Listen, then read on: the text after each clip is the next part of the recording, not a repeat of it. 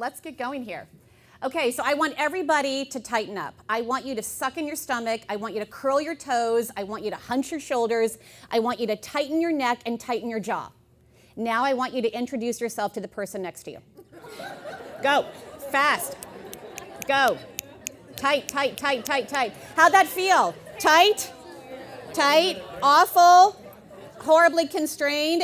You now know what it feels like to talk when you have a stutter. It feels, oh yeah, it brought the room down with that one, right? So this is what you feel like, right? It feels like your voice is tied up with chains, that you have a word that you want to get out and you can't. Who saw the movie The King's Speech? Okay, excellent. Like King George VI, my stutter started as a small child. And like the king, my stutter was a block. I couldn't get words out no matter how hard I tried. And this stutter feels like this epic battle between your mind and your body. So your brain knows what it wants to say, and your body's like, yeah, screw that. We are so not going to say that word. Your larynx, your lungs, they all conspire against you. And this stutter is incredibly frustrating because it feels so pointless. You feel terrible about yourself, and you curse a God or a creator that would do this to anybody, let alone a small child. So I could tell you about my youth.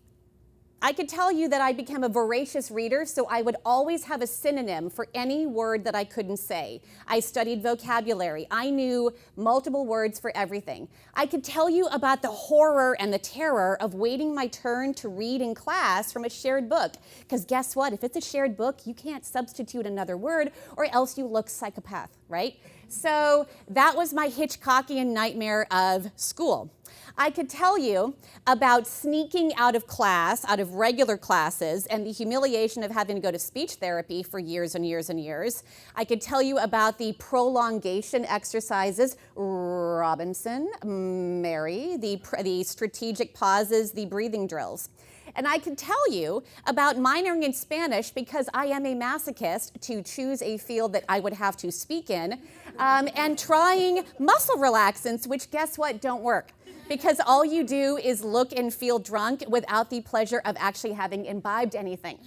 And I can tell you that with a lot of patience and a lot of humility, I forged this identity as a speaker and a trainer, as a coach. And my fluency periods have become longer and longer to the point where most people, including people in this room, do not suspect my dark little secret. This is my coming out of the closet. My fluency has become proficient enough that I can sort of fake it as a coach, as an advisor, as a consultant, except when I say my name.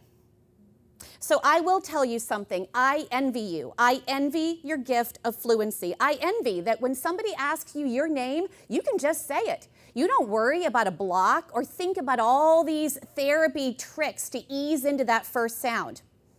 I envy that you can communicate your identity, that you can hold your space and claim your space.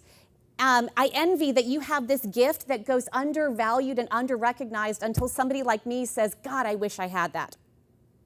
So here's what I will share with you. 3 things to help you unlock your story, to share your truth, and to bring your gifts into the world. Who wants to hear them? Okay, number 1 is identify your gifts. Are you fluent? Big gift. Can you walk? Are you funny? It doesn't matter how big or small your gift is, identify them.